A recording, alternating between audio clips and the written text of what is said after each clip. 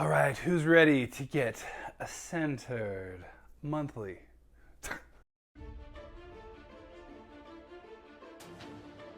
Hello and welcome back to Shelf Centered. This is the monthly update for January of 2022. Just to keep me accountable, keeping me on schedule to some degree. I am a mood reader, so you got to keep me in line. So, wanted to just give an update. What did I read in January? What was I paying attention to? What was going on? Essentially, somewhat of a vlog without actually doing the hard part of filming myself all day. So, what did I read in January 2022, the first of the new year? I was able to finish 5 books, so that's pretty impressive for me. 5 books finished, and let's see, only 3 of them were on audiobook, and the other 2 were actually read fully within the month. So that's pretty impressive for me. I was able to focus and actually get some stuff done. So first off, I finished Stone and Shield by Thomas J. Devins. That one, I gave it a 3 stars on Goodreads, and the problem with it is really the narration. And I don't think it was. I don't think I was able to give it a fair shot because of the audiobook narration. It was flat, I think, is really the thing, and I just don't think I was able to give the actual narrative itself a full shake because it was like listening to a robot, and there were even like different voices used. So I'm like, that's why I hesitated for a second, but it was still just kind of flat overall, like some kind of. And I've done this before, the text to speech or something, or well, the opposite, I guess. Well, so my old Kindle used to be able to read some of my Kindle books, and so, but it was just like that robot voice. And I hate to say it, but and the reason I gave it 3 stars instead of lower was actually because at the very end of the book, I realized I was into it, because I was definitely into that ending part, and I was really excited and on board with it. So I just feel like Stone and Shield, I don't know if I was able to give it the shot it deserved. And the problem is I have so much on my TBR that I don't know if I can give it another shot, to especially an independently published novel. But that's what I'm saying is I think there was a lot there that my review is not able to encompass, because I was into that ending. I mean, that was like, yeah, I was rooting for the good guys. So, I mean, clearly something was done well enough to get me there. All right, then I finished Nightfall by Daniel Barnett. This is the first in the Nightmare Land Chronicles. This one, it was really good. It's a short and sweet little book, but it's this weird kind of something happens and it becomes just dark in the world, and then how just some average people deal with it, how this whatever event it is kind of affects the world and makes people kind of nutty. But anyway, it's just there's a lot of mystery right now to it, so I need to read the next one, which I believe is Lullaby. Because anyway, that's a good one. I really enjoyed it. Anyway, then I did read Ghostwater, number 5 in the Cradle series. That is my new crack for reading. It used to be the Warded Man series, or the Demon Cycle, and now it is the Cradle series. I am absolutely on board with it. It is so much fun. And Ghostwater didn't disappoint. I'm debating a dedicated review on it. It is number 5 in a series. Reviews already don't get many views, so I'm like, is it worth, like, if the interest isn't really there for reviews much anyway? But it is. I found that some reviews will suddenly blow up. Like my Chasm City one suddenly is like, oh, people are actually interested in it months later. So who knows? I don't know how to predict anything clearly. But Ghostwater was interesting. I thought it was kind of like a side quest, if you want to think of it that way. it kind of like starts out that way, but the more I've thought about it, the more that Lyndon is like focusing on like leveling up essentially. I mean, really, isn't that the whole point? So is there really a side quest if he's leveling up? But I don't know. Let's see if he's like working on leveling up. Then I was able to finish Life, the Universe, and Everything right there by the end of the month. This is a good one. I don't think it's my favorite of the series so far. Actually, probably my least favorite of the series, but that is comparing it to two very, very good books. This one, it was quotable, but not as quotable as the other one. This one does have the great quote of, I'll have to put it up there, but essentially the art to flying is not necessarily the falling part, but it's throwing yourself at the ground and missing.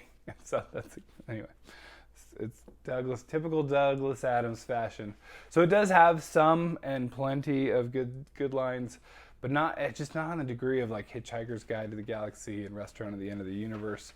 They just have so many great lines that you can quote forever. But that one's a pretty funny one. It's just throwing yourself at the ground and missing is pretty funny. But anyway, and I understand that was actually written to be a Doctor Who episode, and it was rejected actually. And now it's like one of the most famous books ever. So there you go. And finally, I was able to crank out this bad boy, all 1,000 pages of it. I mean, if you look at it, I did read 2,000, as Goodreads says, 2,036 pages. Like that's, for me, that's pretty impressive for a month. But this was the bad boy that pretty much dominated it. I'm going to do a dedicated review for this one. This one makes sense, and maybe less a review and more of a discussion or a why you should read, because it's 1,000 pages, and any other 1,000-page book that I've ever read other than this is just slower to some degree. Whether it's Malazan, which is slower because you're just trying to pay attention to everything, and I'm rereading things to go, wait, what did I miss there? Because I definitely missed something many times. But this is 1,000 pages that it reads like a dream, like a breeze. It's like, I don't even know how that even happens, but there's not one character POV. Usually there's that one POV that you're like, I'll suffer through this because it's gonna impact things. Eventually, I do believe in some delayed gratification. I think that helps your reading experience too. But this one, there's not. I mean, you're like, Kaladin, awesome. Shallan, okay, great. I mean, she's just such a fun character that you're like, I shouldn't be rooting for her. She doesn't have like the greatest like motives here, but especially when you understand like everything else that's going on.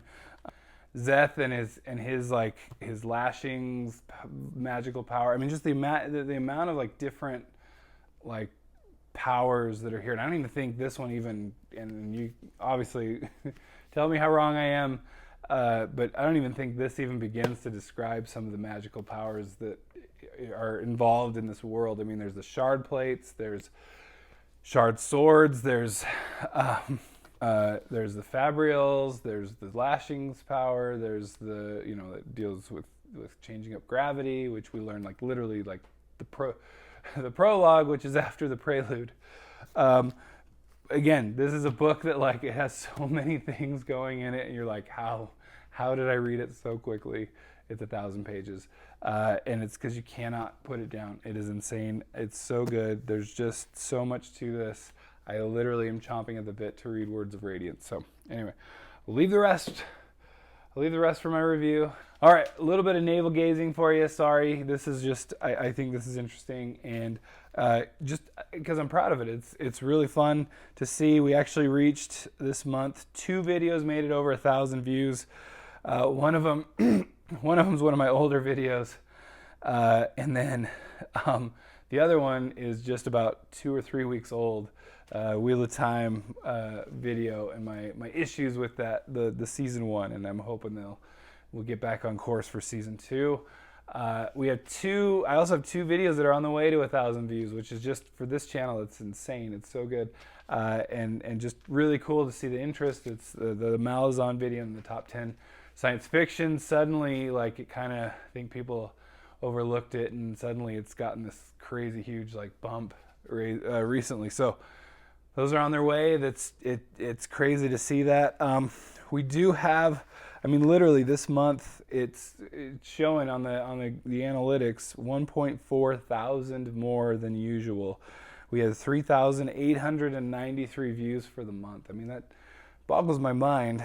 And then the subscribers is up 54% more than usual, and it went up 84 subscribers. Like, what is going on? I don't even know, but thank you. I appreciate it. It's just it's fun and rewarding to kind of see this. Okay, there's interest in my stupid opinion about things and the discussion that we're having here. So it's a blast. I also wanted to give a TBR status. I did some math. I made a specific bookshelf on Goodreads for my TBR that I announced. So I'll link it below, or probably just put it at the end of the video. But my TBR has 33 books in it, if we're counting even the potential books that I was like, if I can get to these. And then I added one more, the Silmarillion. See if I can get that in before the Lord of the Rings show. We'll see. Because I kind of wanted some basis in that. I don't even know if that's the way to start. Maybe it's I need to do the histories or something. I don't know if I have time at all. But we'll see. We have some time. But anyway, out of the 33 books on my TBR that I wanted to read this year, I've already read 4 of them. So that was four of those that were in that my books read this month were on that TBR. So it's good. I'm focusing for 1 month. It's like going to the gym.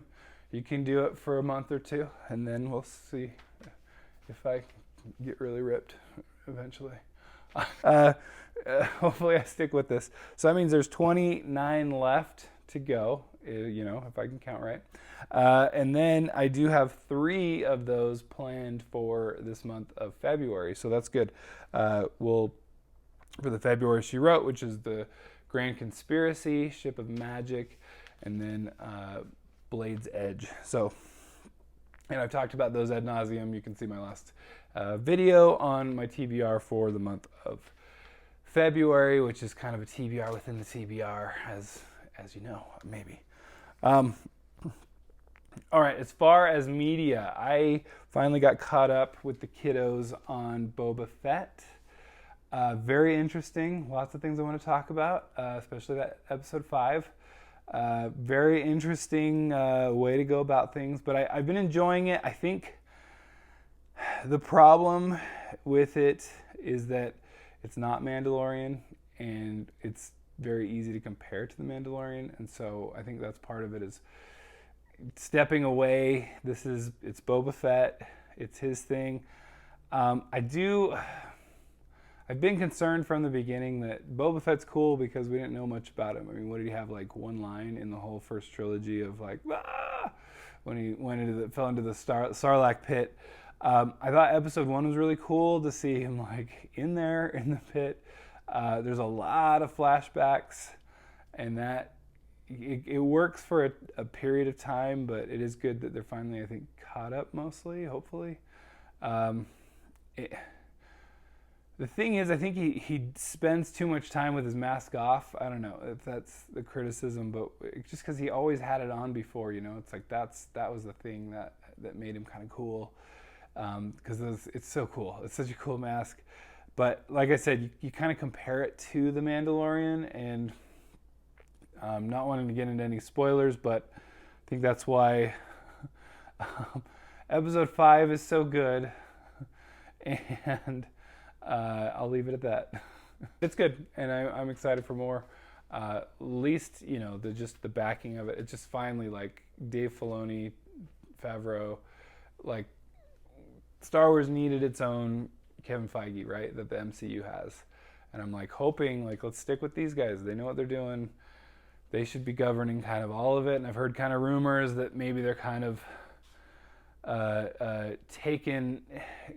ignoring kind of, we're going to just ignore the newest Star Wars like trilogy, which is probably a good idea because they're such a hot mess because there wasn't any focus to them. It was like, I want to do this, I want to do this. Hey, but it's a trilogy, guys. Like, there has to be something that connects them. I mean, like, Finn is such a cool character, and it's like, well, you know, whatever, we don't care about him so much. And he like becomes this like barely a side character. What is that all about? But anyway, so I'm glad, and I could keep going, man. Just don't get me started on that. All right, then I also finally, I'm the last person here to finally start The Expanse. I'm about like 6 episodes into season 1. It's really good. I was kind of like, I better catch up with the books, but I'm like 3 books in. This is fine to do season 1, right? Because it's good. It's really good. It's interesting. I like Thomas Jane, and I think he's doing a good job. The Holden and his crew, just there's so much to it.